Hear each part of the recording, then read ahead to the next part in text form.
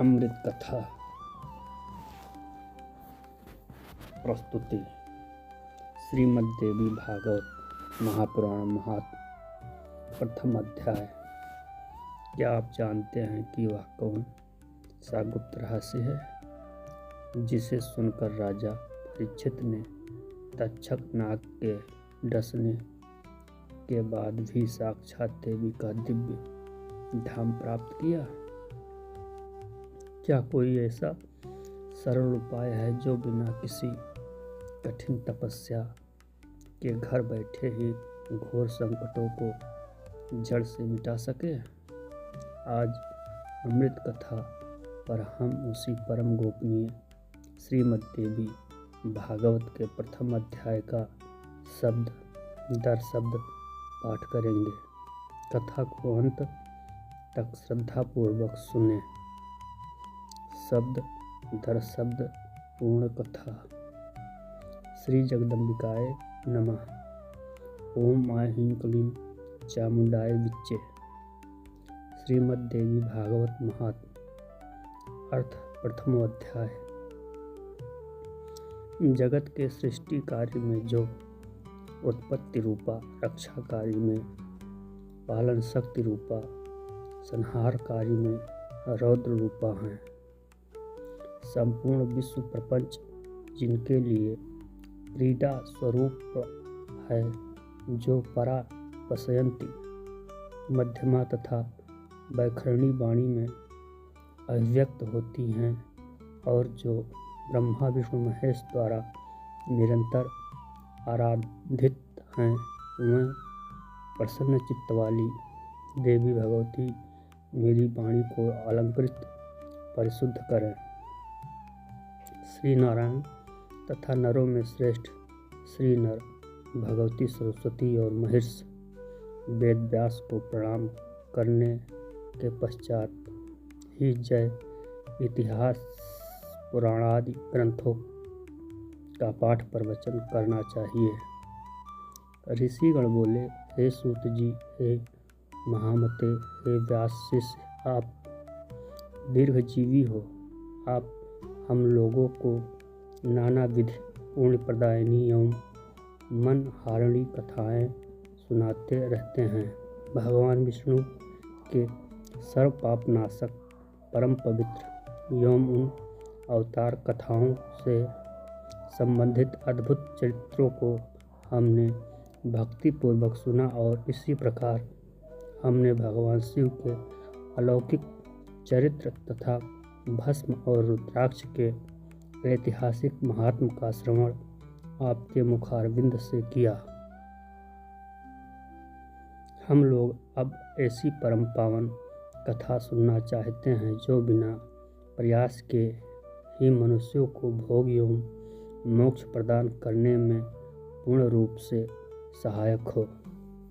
हे महाभाग, अतः आप उस कथा का वर्णन करें जिसके द्वारा मानव कलयुग में भी सिद्धियां प्राप्त कर ले, क्योंकि हम आपसे बढ़कर किसी अन्य को नहीं जानते हैं जो हमारी शंकाओं का निवारण कर सके।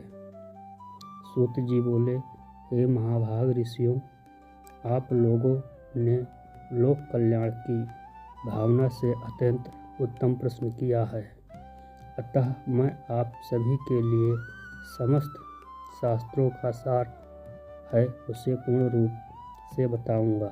समस्त तीर्थ, पुराण और व्रत तभी तक गर्जना करते हैं जब तक मनुष्य श्रीमद्देवी भागवत का श्याम कूप से श्रवण नहीं कर लेते। मनुष्यों के लिए पाप रूपी आरायण तभी तक दुखद प्रद एवं कंटक में रहता है जब तक श्रीमद्देवी भागवत रूपी परस कुठार उपलब्ध नहीं हो जाता। मनुष्यों को उपसर्ग ग्रहण रूपी घोर अंधकार तभी तक कष्ट पहुँचाता है जब तक श्रीमद्देवी भागवत रूपी सूर्य उनके सम्मुख उदित नहीं होते। ऋषिगण बोले, हे वक्ताओं में श्रेष्ठ महाभाग सूत जी, आप हमें बताइए कि यह श्रीमद् देवी भागवत पुराण कैसा है और उसके श्रवण की विधि क्या है, उस पुराण को कितने दिनों में सुनना चाहिए, पूजन विधान क्या है, प्राचीन काल में किन किन मनुष्यों ने इसे सुना और उनकी कौन कौन सी मनोकामनाएं पूर्ण हुई। सूत जी बोले, प्राचीन काल में पाराशर ऋषि द्वारा सत्यवती के गर्भ से विष्णु के अंश स्वरूप मुनि व्यास उत्पन्न हुए, जिन्होंने वेदों के 4 विभाग करके उन्हें अपने शिष्यों को पढ़ाया। पतितियों, ब्राह्मण धर्मों, वेद अध्ययन के अनाधिकारियों, स्त्रियों एवं दूषित बुद्धि वाले मनुष्यों को धर्म का ज्ञान कैसे हो।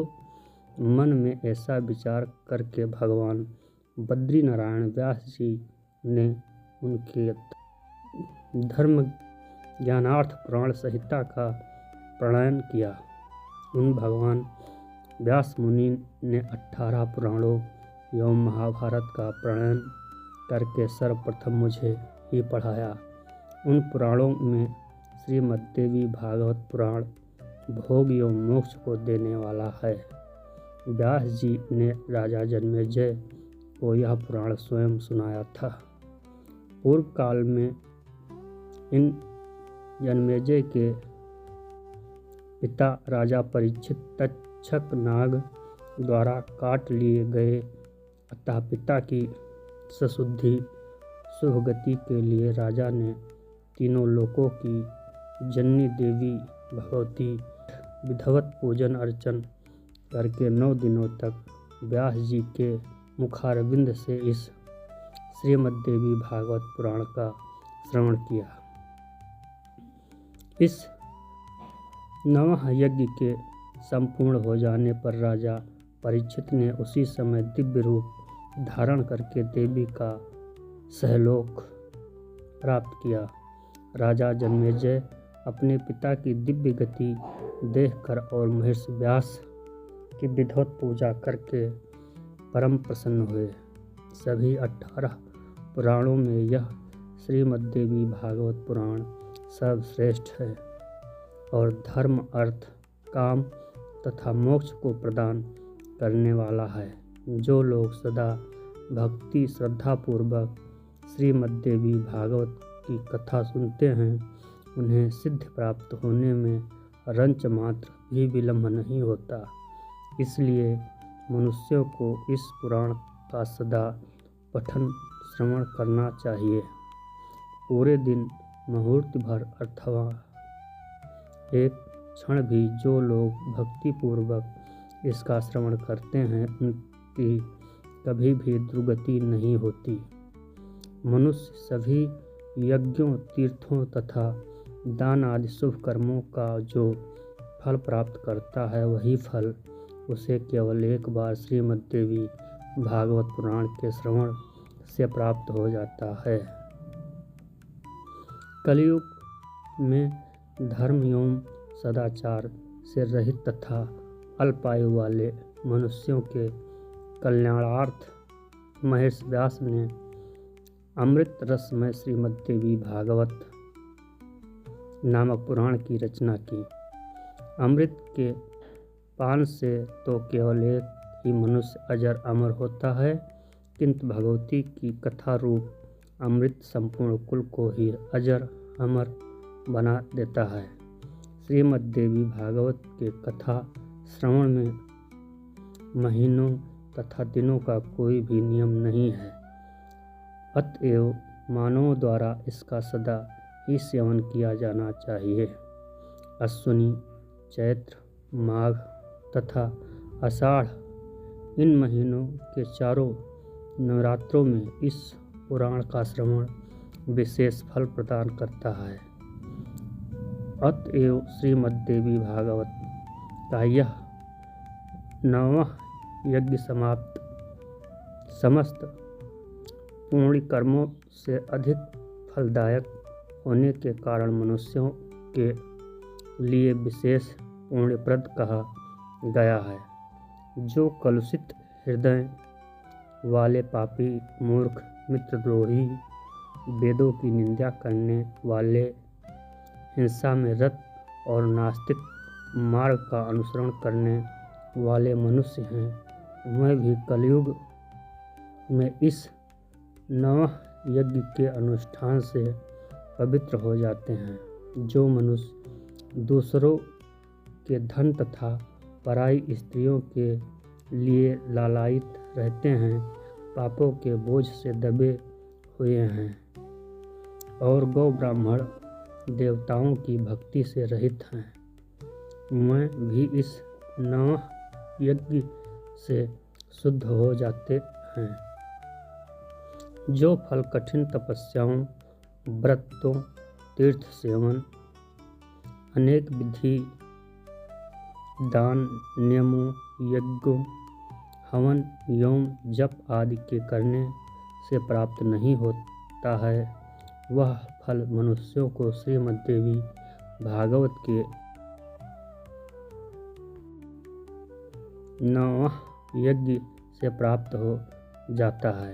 हे विप्रो, गंगा, गया, काशी, नैमिषारण्य, मथुरा, पुष्कर तथा बद्रिकाश्रम भी मनुष्यों को उतना शीघ्र पवित्र नहीं कर पाते हैं जितना कि श्रीमद्देवी भागवत का यह नवह यज्ञ लोगों को पवित्र कर देता है। अतएव श्रीमद्देवी भागवत पुराण सभी पुराणों में श्रेष्ठतम है। इससे धर्म, अर्थ, काम तथा मोक्ष की प्राप्ति का उत्तम साधन माना गया है। जो अश्विनी महीने के शुक्ल पक्ष में सूर्य के कन्या राशि में पहुँचने पर महाअष्टमी तिथि को स्वर्ण सिंहासन पर स्थित देवी के प्रतिपद श्रीमद्देवी भागवत ग्रंथ का पूजन करके उसे किसी योग्य ब्राह्मण को श्रद्धापूर्वक देता है, वह देवी के परम पद को प्राप्त करता है। जो मनुष्य प्रतिदिन श्रीमद्देवी भागवत पुराण के एक अथवा आधे श्लोक का भी भक्तिपूर्वक पाठ करता है, वह जगदम्बा का कृपा पात्र हो जाता है।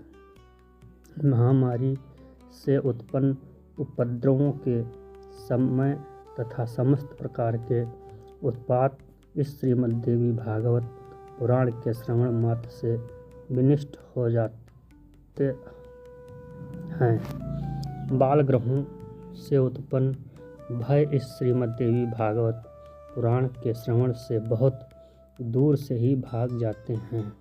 जो व्यक्ति भक्ति भाव से देवी के इस भागवत पुराण का पाठ अथवा श्रवण करता है, वह धर्म, अर्थ, काम और मोक्ष प्राप्त कर लेता है। इस श्रीमद्देवी भागवत पुराण के श्रवण से वसुदेव जी प्रसेन को खोजने के लिए गए हुए और बहुत समय तक न लौटे हुए अपने प्रिय पुत्र श्री कृष्ण को प्राप्त करके प्रसन्न हुई। जो मनुष्य भक्तिपूर्वक इस श्रीमद्देवी भागवत पुराण की कथा को पढ़ता है तथा इसका श्रवण करता है, वह भोग तथा मोक्ष दोनों प्राप्त कर लेता है। अमृत स्वरूप इस श्रीमद्देवी भागवत का श्रवण से पुत्रहीन मनुष्य पुत्रवान हो जाता है, दरिद्र व्यक्ति धन से संपन्न हो जाता है तथा रोगग्रस्त मनुष्य रोग से मुक्त हो जाता है। बांध्या स्त्री एक संतान वाली स्त्री अथवा वह स्त्री जिसकी संतान पैदा होकर मर जाती है